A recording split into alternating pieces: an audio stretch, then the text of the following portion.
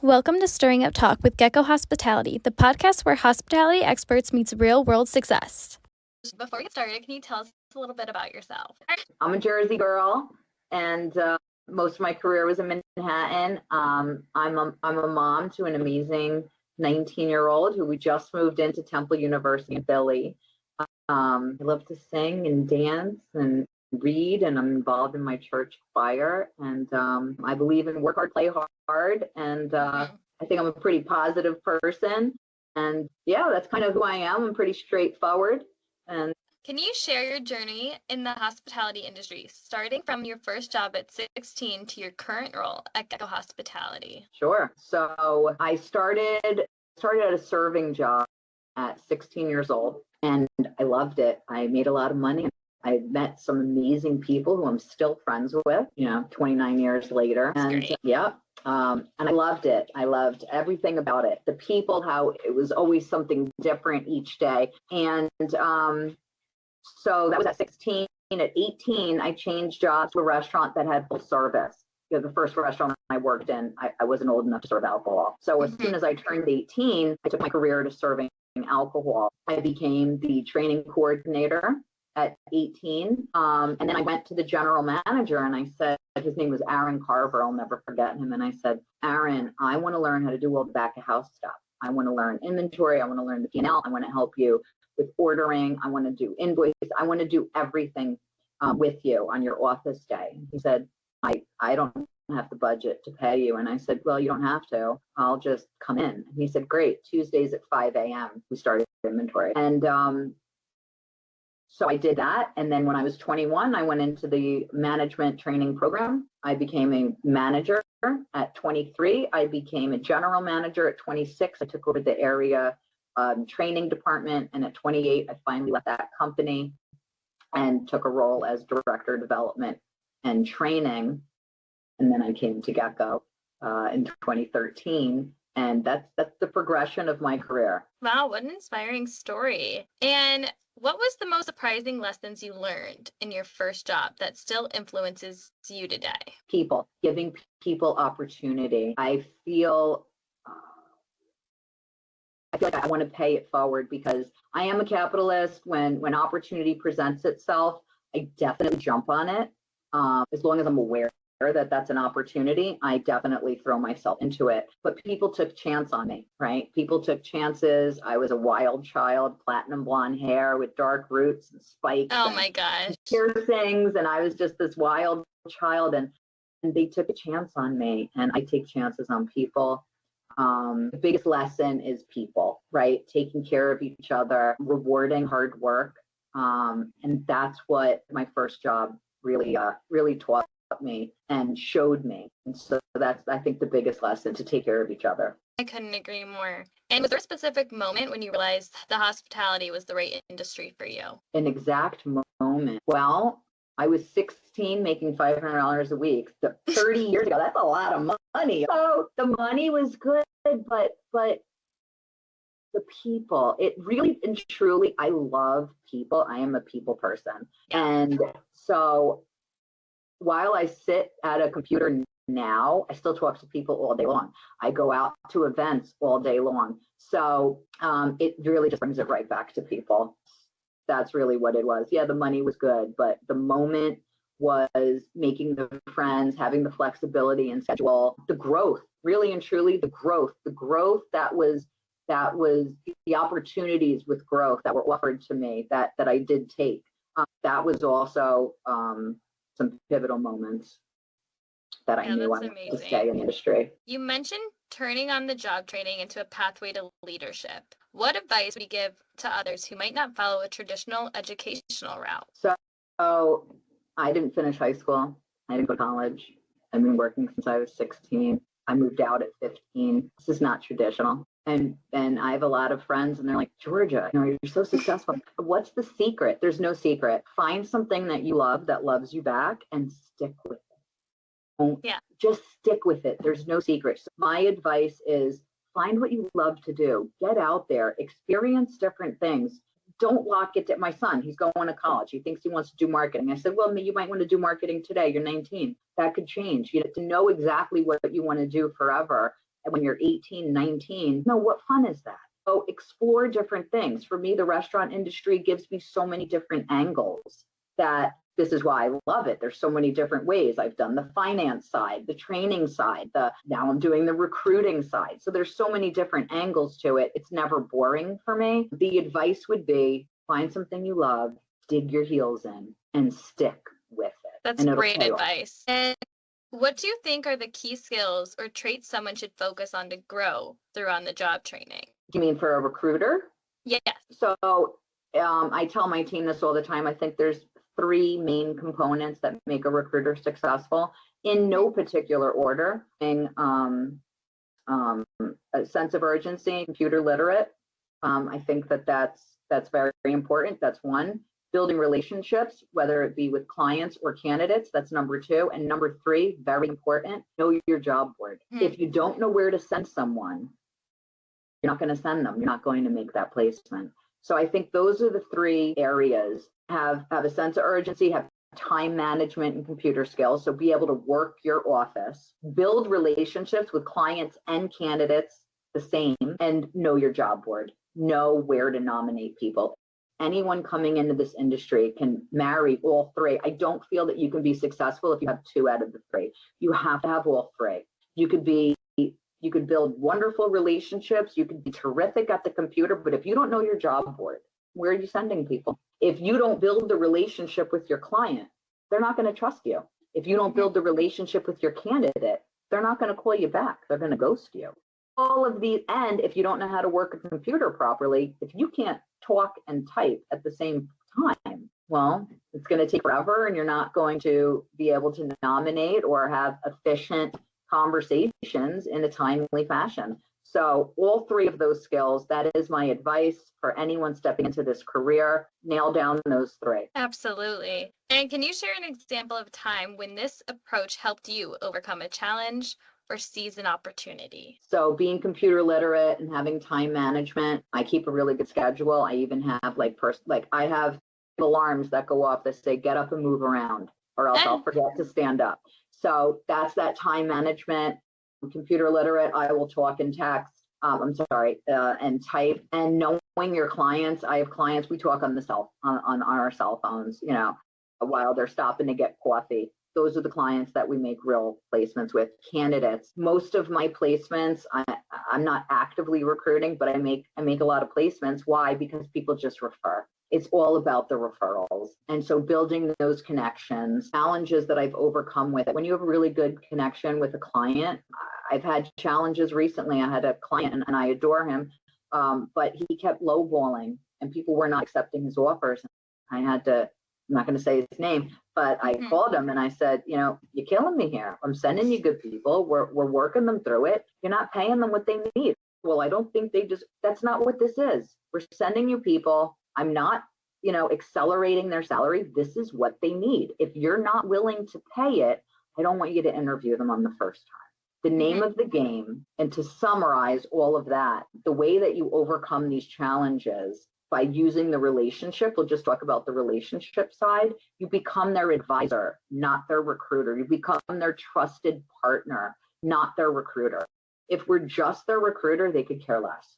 They don't really respond timely, it doesn't matter. But if they know that what we're doing provides value and a service and makes their life easier. I have clients that haven't given me a job in over a year, but they call me quarterly to say, how's the market? What's going on out there? And I say, what's up? Why are you not using me? He's like, George, I have so many resumes coming in. I'm going to call you when I need you, but I just want to pick your brain. So these relationships, having that open dialogue is how I really overcome any challenges or stressful times with a client or candidate.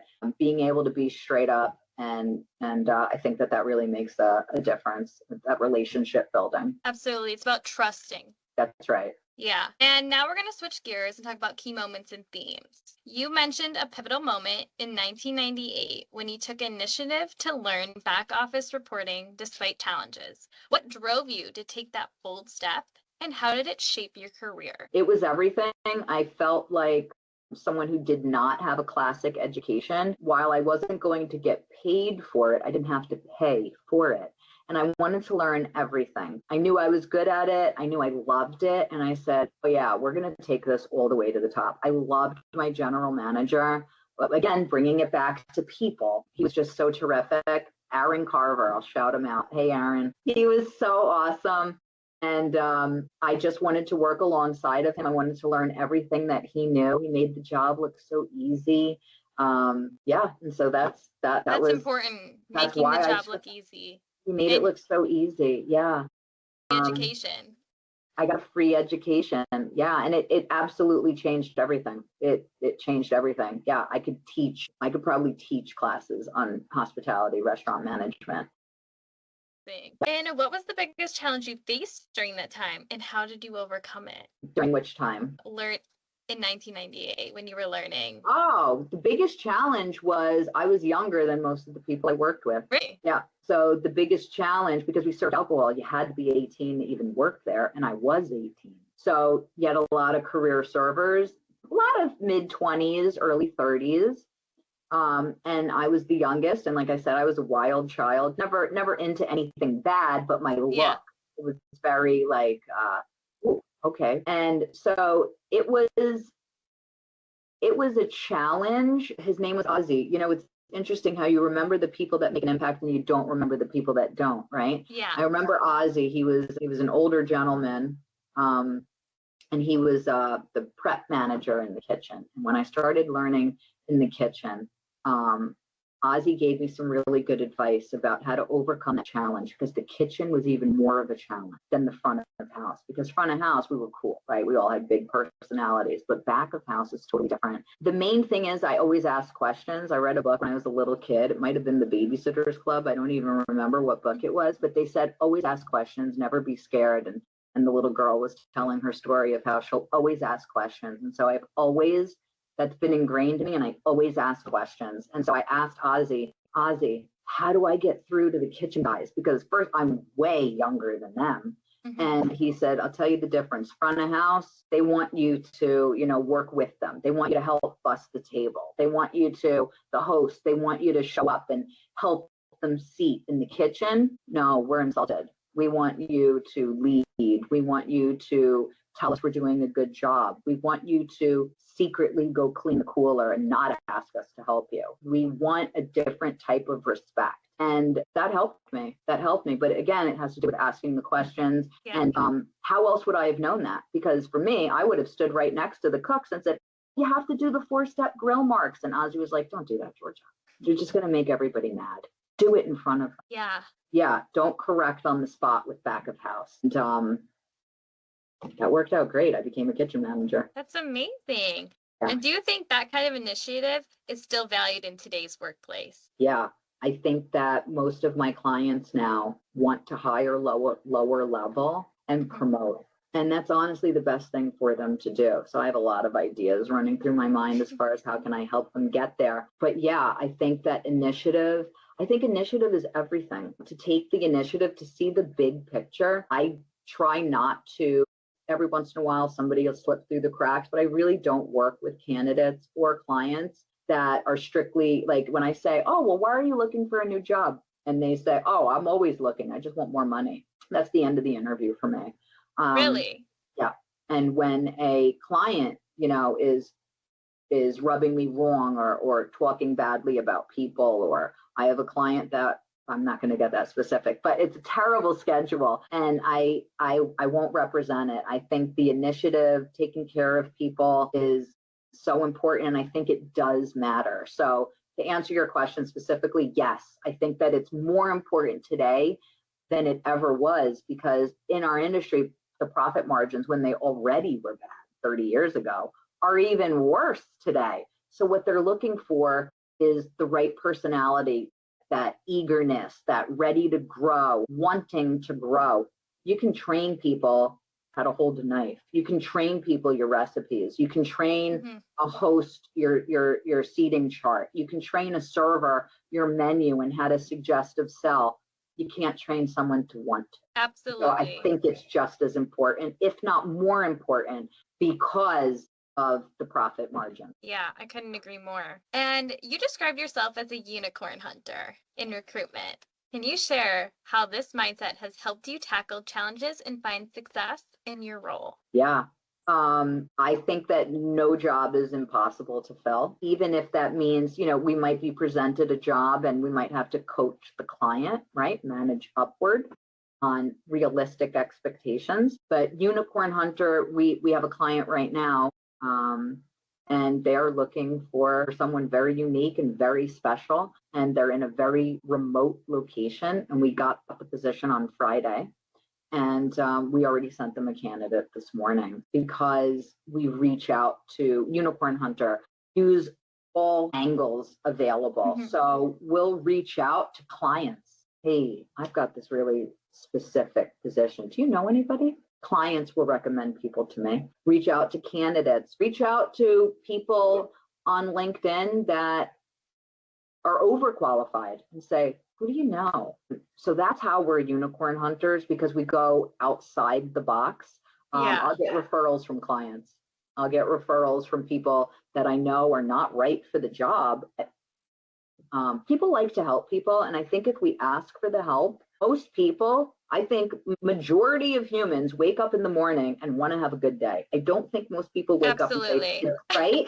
They don't wake up and say, today I'm going to make someone's life miserable. No. So if we ask for the help and we ask the questions, mostly you'll get the right answer, or you'll get answers that put you in the right direction. So that's how we're unicorn hunters. Bring me the most difficult job that you have. And as long as we can have expectations somewhat reasonable, I'll find the person. My team will find the person. I love the way you described it, a unicorn hunter. I love that. And what's the most memorable unicorn you've ever found, and what made them stand out? I have a guy, I won't say his name. He's still with the company. He was such a good personality. They were looking for, they didn't really have good expectations. It was a startup company. They didn't really have good expectations, and I said, all right, I'm going to try. They weren't paying much. And what they wanted was someone on a director level, but a single unit. And it was just, okay. And I found them a unicorn. And this gentleman worked for, had restaurants, but really worked on the nonprofit side of restaurants, helping people. And this was 10 years ago. This company is now $1 billion company. Goodness. He is the vice president of operations. They were looking for a unicorn. They wanted someone with all this experience, but they wanted to pay the salary of an assistant manager. And I found the unicorn, someone who knew food and beverage, but wasn't in a restaurant, but really loved to pay it forward and give back. That's a total unicorn. He took the salary, and I won't say what he makes now, but he's a millionaire. And that's amazing. Good. Well, we still talk. That's a great story. That's my guy. Hey, Matt. I won't say your last name. Wait, that's an amazing story. I love that. Yep. Oh my God. So now we're gonna switch gears again and talk about career development and growth. What has been the most rewarding part of your career in the hospitality industry? People, more specifically, helping people achieve their next level, helping people grow, training, mentoring. So what do I mean? You could have a really terrific host. It doesn't mean they're a good bartender. You could have a really good bartender. It doesn't mean they're good in catering sales, right? So meeting people where they are, empowering people. I like that answer. And how do you define success in your career? Oh, happiness. Success is happiness. I'll tell you a story. Her name was Beverly. I won't say her last name. I don't know if she's still working. I don't know if she's still gracing this planet with her presence. She was an older woman. She was in her 60s, and she was a server, and she was the happiest human I've probably ever met. And she had this little studio apartment. And I said, Beverly, you come in here every day, you're singing, you're humming, you're on your feet all day long. And she said, I love my life. She was just the happiest person. And she was more successful than any of us in the restaurant. Even if, you know what I mean? Even if she had to, I don't know, watch every dollar, she was so happy. So success to me is happiness. And it doesn't matter what you do as long as you love it. Success will come, whether it's financial or happiness, whatever that success is to you. To me, it's just being happy. Yeah, absolutely. Whatever. Couldn't agree more. And now I have some burning questions that I'm dying to ask. Are you ready? Favorite comfort food after a long day? A sandwich. I love sandwiches. A big fat bodega turkey sandwich with oil, vinegar, mayonnaise, lettuce, tomato, onion with shaved lettuce. And it's like this thick. And if you have lipstick on, it's going to get on your nose and your chin because you have to open your mouth so wide. Love it.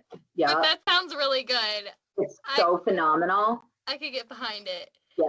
If you could have dinner with any celebrity, who would it be? Ooh, that's a really good question. Who is a celebrity that I would want to have dinner with?